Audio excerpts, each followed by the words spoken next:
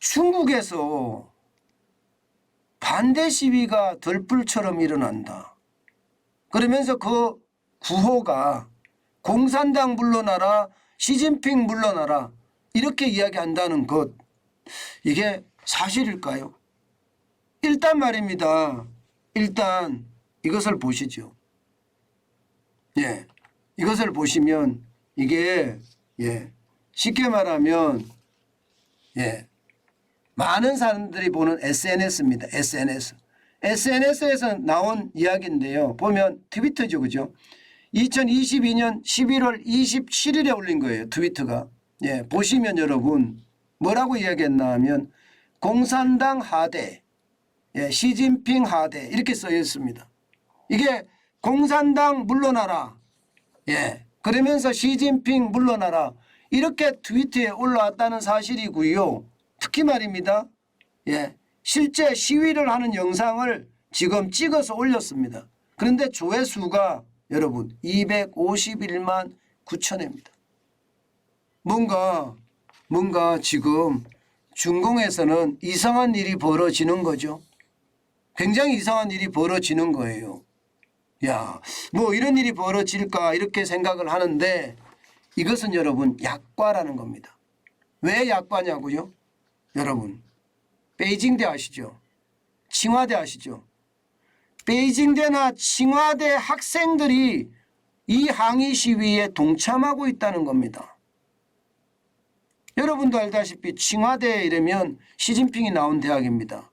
그런데도 불구하고 이게 학생들이 지금 모여서 쉽게 말하면 으쌰으쌰를 한다는 이야기인데 이런 시위라는 게 여러분 어떻게 생각하면 심각한 양상으로 갈 가능성도 크다 이렇게까지 이야기하고 있습니다.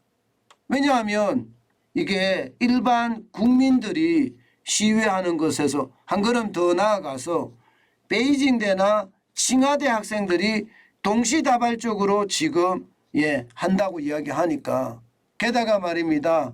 대학 내에 대자보 같은 게 무차별적으로 붙는다고 이야기해요. 무차별적으로. 그러면 여러분 이런 상황이 얼마나 심각한가 아마 보여주는 단적인 그런 사례가 아닌가 싶습니다. 왜 이렇게 시진핑 물러나라, 공산당 물러나라 이렇게까지 이야기할까요? 핵심은요 여러분, 핵심은 이겁니다. 뭐냐? 이거예요. 코로나 확진자. 지금 코로나 확진자가 엄청나게 늘어나고 있어요. 11월 26일 현재 4만 명에 육박합니다. 3만 9,506명이에요. 11월 17일 그러니까 지금으로부터 9일 전만 하더라도 2만 5,929명이었는데 갑자기 늘어나잖아요. 갑자기 이렇게 늘어나니까 지금 베이징도 이게 통제를 해요.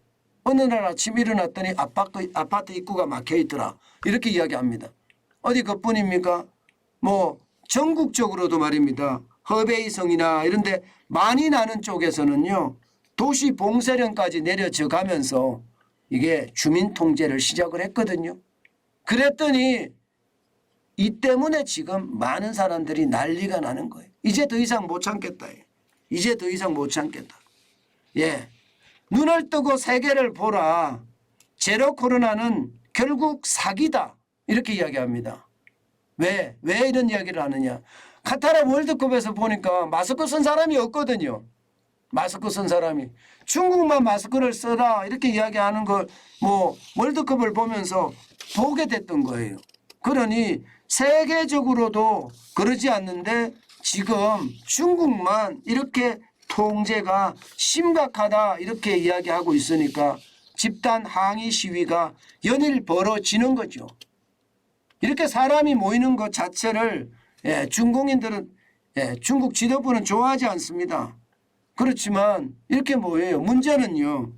문제는 이렇게 모여서 경찰들이 오면 이게 해산하는 게 중국이거든요. 아니에요.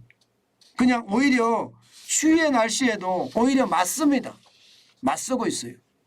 쉽게 말하면 무차별 방역이 이제 더 이상 못 참겠다. 나에게도 자유를 달라. 이렇게 이야기하는 겁니다. 지금까지 제로 코로나 정책이라는 게 무차별적이고 무관용적이었잖아요. 그런데 이러지 말으라는 거죠. 이렇게 하면 모두가 죽는다. 예, 자유가 없으면 이게 나라냐. 뭐 이렇게까지 이야기할 정도로 난리를 치고 있다는 거. 저는 언젠가는요. 저렇게 억압에 의해서 나라 통제를 하면 결국 그 억압이 돈이 생기면 터져 나오게 생기거든요. 터져 나올 거라고 보거든요. 저는 그런 터져 나오는 것이 중국에서도 아마 오래 걸리지 않아서 터지겠구나 이런 생각도 진짜 많이 해봅니다. 자유를 향한 인간의 감정은요 무한대입니다. 민주주의를 향한 인간의 감정은 무한대예요. 통제만 하니까 이게 자유를 속박받으니까 항의 시위가 한꺼번에 경찰 무서운 줄 압니다. 공안 무서운 줄 압니다. 그런데도 저렇게 터져 나오는 것은 아닌가. 저는 그런 생각을 많이 해봅니다. 대한민국도 여러분 알다시피 2년 1개월 동안 통제 방역을 했잖아요. 그 결과 경제가 다 무너졌어요. 제가 여러분들에게 진짜 말씀을 많이 드렸는데요. 이렇게 통제하면 안 된다. 이렇게 통제하면 실물 경제가 무너진다. 실물 경제가 무너지면 나중에 회복하기가 굉장히 어렵다. 그런 말씀 진짜 많이 드렸는데 중국도 사실 마찬가지거든요. 실물 경제가 무너지고 있고 중국이 이제 다시 말입니다. 뭐 2020년 같은 그런 극성기를 맞기는 쉽지 않아 보인다. 저는 그런 생각이 들어요. 점점 중국 경제가 꼬꾸라질 수밖에 없겠구나. 그런 생각 말입니다. 중요한 것은 여러분 결국 말입니다. 우리는 중국에 지금 의존하는 비율이 굉장히 높잖아요. 빨리 줄여가야 된다는 사실 굉장히 중요하게 느껴집니다. 그만큼 이게 세계의 어떤 변화 상황이 요동치고 있다. 그런 상황이라고 말씀드릴 수 있을 것 같습니다.